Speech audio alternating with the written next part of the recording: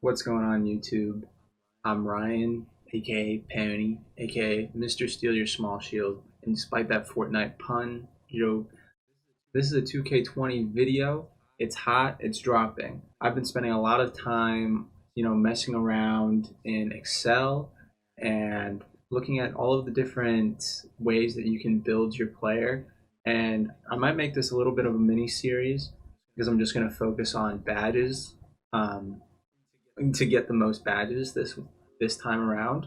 So yeah, without further ado, there is some things that you guys need to know when creating your MyPlayer, and this is specifically for centers. When it comes down to your skill breakdown, we've got 10 skill breakdowns, and they're basically all like what they've been in the past. I mean, we've got a pure athletic, we've got athletic finisher sharp, we've got a playmaking athletic or playmaking slasher, everything down to a pure playmaker.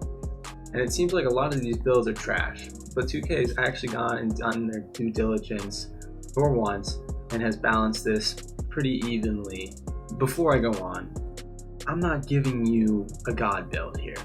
I'm giving you the tools and the resources and the knowledge so that you can create a god build when the game comes out. No one's going to be able to know what's good. We're playing on rookie difficulty here. And so let's just get right down into it with the first build, the athletic finisher. For the sake of this video, we're going to ignore the physical profile. That really only affects 4 categories. It does not affect your badges at all. So we're just going to skip right past that. But once we get to the screen, there's a lot of things that should be pointed out.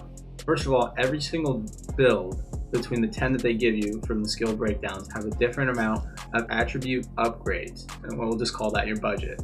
They also all start with different statistics. As you can see, a standing dunk already at a 72 without doing anything.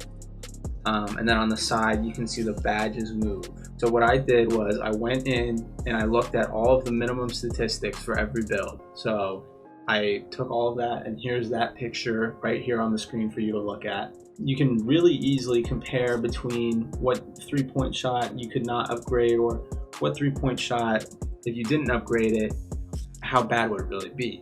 Would it be worth it? And that's what this video is all about. We want to maximize the efficiency of your created player. The next screenshot I'm going to show you is what happens if we get everything to a max, right? For the pure athletic, for this, 10 shooting badges. That's pretty good. But is it?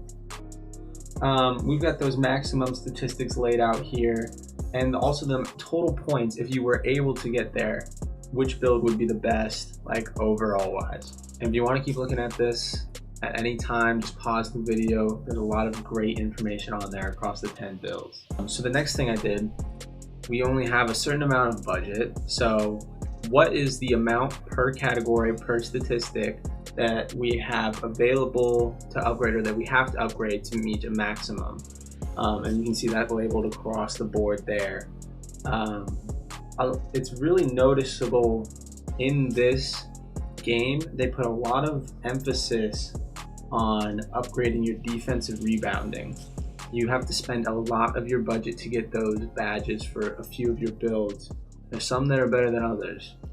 Playmaking, you don't have to spend even 100 points and you've got max playmaking and varying amount of badges.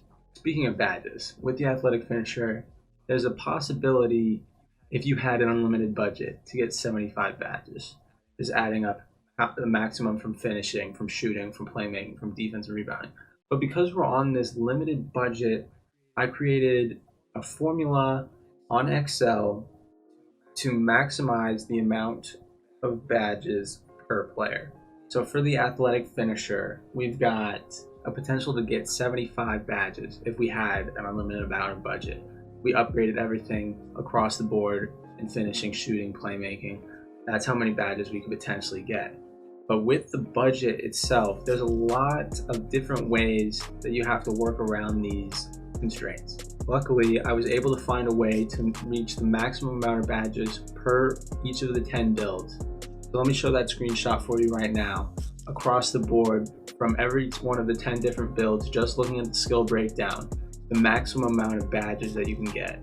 There's a lot of interesting things here. Some builds have a much higher badge rate, which means that they're able to earn badges more quickly based off of your budget points than others. And that's why you can see, like, for example, the athletic and the sharp athletic don't put a lot of emphasis on defense or rebounding. And all of the upgrades that I did there were just based off of user discretion, but they're not going to earn you any badges. All of the points that you're spending to get the most amount of badges you can get are in the ones that it can progress quickly with. So here is the best build you can get for the most amount of badges for the pure athletic. As you can see, that's 61 badges. 61. Only 3 builds in this game for the center can reach that, and that's the athletic, the sharp athletic, and the play slasher. And I know what you're thinking. This build seems like it would be good, but there's no lateral quickness, there's no perimeter defense, no steal, no block. And I found a way around that. So to get the maximum amount of builds, that you usually have to have each of these categories completely upgraded. But there's some tricks. For example, ball handling inside playmaking is usually going to be the one that has the slowest regression of badges. And what I mean by that is that you would be able to take this all the way down without losing that many badges, right? And let's look at what pass accuracy does. 10 badges when you take that all the way down. You're only losing 2. I mean, it's a different amount of points, but I hope you get the picture. So you can steal a couple points here and there from ball handle. On shooting, it's usually 3-point shots. Sometimes I've seen it on builds with free throw, like with the pure stretch. If you think a 48 3-pointer is not going to cut it, then you kind of have to just give up on this category, but you still want the badges. So look at this, you can get it down from a 48 to a 43 and get a few attribute upgrades there. Same with finishing, there's a couple here. Driving layup and driving dunk are usually the ones. As you can see, I would probably want to take down driving layup if I'm on a center. And we can get that down a little bit more there. So we've got 15 points just to spend.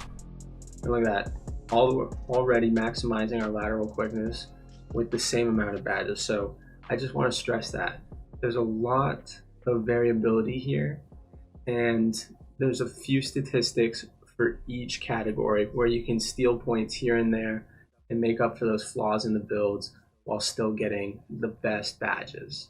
So in case you wanted to see this whole process, this whole thought process thought out, look at this screenshot I have here. Across the 10 badges, the budget, the amount to make the maximum amount of badges. So for the athletic, you need 527 points to reach 75 badges. We only have 398, so that's only about 75% perfect.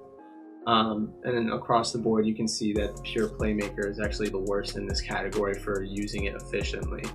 The next thing I wanted to look at was what's the minimum amount of points you could spend and get a badge. So for defense and rebounding for the pure athletic, it's 130 points. And you have to think about this pretty strategically. With, at least on the center, with defense and rebounding, the points, the categories that are going to give you the most amount of badges per upgrade are offensive rebounding, defensive rebounding, block, and interior defense. In playmaking, the two that really up your badge growth rate are post moves and pass accuracy. Ball handling doesn't really do a lot for you. You can see just upgrading the post moves by itself is going to get you 5 badges. Shooting is a little bit different. At least with the athletic build, you have to upgrade these 3 categories in order to get badges. If you have 2 categories completely upgraded and start going for a 3-point, but you don't really care about free throw, you're not going to get that many. The 3-point doesn't have a very big badge upgrade capability. As you can see, when we do the same with the free throw, it already gives us 8 badges. On to finishing, the 3 that you want to focus on are close shot, standing dunk, and post hook. You can see we're losing a lot of badges from just doing these 2. Looking at driving dunk, we're not losing that many. Driving layup, even less. Close shot, a lot. So you can usually tell how important something is to getting one badge or losing one badge just on going down with the sliders like this. So now I wanted to tell you my favorite build that I found out of the 10 builds to reach the maximum amount of badges, and that's going to be the Sharp Rebounder. So this is the build that I think would be the best to get the most amount of badges. 23 defensive badges, 17 shooting badges, 10 playmaking that you can spend on break starter, and other things like that. You really only have one weakness, and that's finishing inside. But if you're doing a sharp rebounding build, you gotta be strategic with that. You can either only upgrade close shot, or you can upgrade your driving dunk so you can at least know that you'll have that. And I put that at a 50 because in past years I know that's been a minimum to even do the driving dunk. So guys, that's the first part of the mini series. If you guys like and support this, I will put out another part describing, now that we know what the best badge builds are, what are the badges to use. Please like, subscribe, share the content. It really helps me a lot. And without anything further to say, I'll see you guys later. Thanks.